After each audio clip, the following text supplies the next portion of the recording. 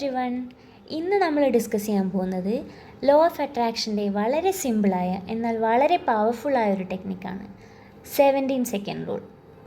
17 second എന്ന് പറയുന്നത് നമ്മളെല്ലാവരും വെറുതെ ഇൻസ്റ്റഗ്രാമിലും ഫേസ്ബുക്കിലും അല്ലെങ്കിൽ ടി വി കണ്ടിട്ട് അല്ലെങ്കിൽ വെറുതെ ഇരുന്നിട്ട് കളയുന്ന സമയമാണ്.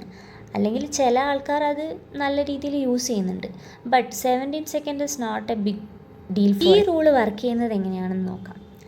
നിങ്ങളൊരു കാര്യത്തെക്കുറിച്ച് 17 സെക്കൻഡ് അതിനെക്കുറിച്ച് മാത്രം ഫോക്കസ് ചെയ്ത് കൊണ്ട് ചിന്തിക്കുമ്പം ഇറ്റ് ആക്ടിവേറ്റ്സ് വൈബ്രേഷൻ.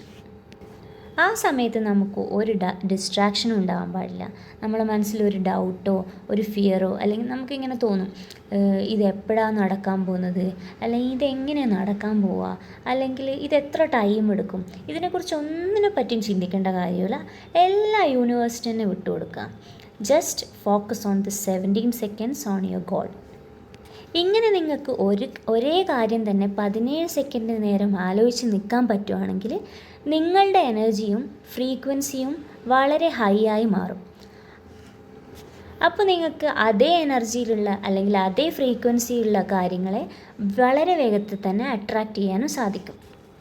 ഇത് ചെയ്യുമ്പോൾ നമ്മൾ കാമായിട്ട് അല്ലെങ്കിൽ പീസ്ഫുൾ ആയിട്ടുള്ള ഒരു അറ്റ്മോസ്ഫിയറിലിരിക്കണം. സിമ്പിളായിട്ട് നമുക്കൊരു ജോലി കിട്ടുന്ന കാര്യം എടുക്കാം. കഴിഞ്ഞ വീഡിയോയിൽ ഞാൻ ജോലി കിട്ടുന്ന കാര്യത്തെക്കുറിച്ച് തന്നെയാണ് പറഞ്ഞത്.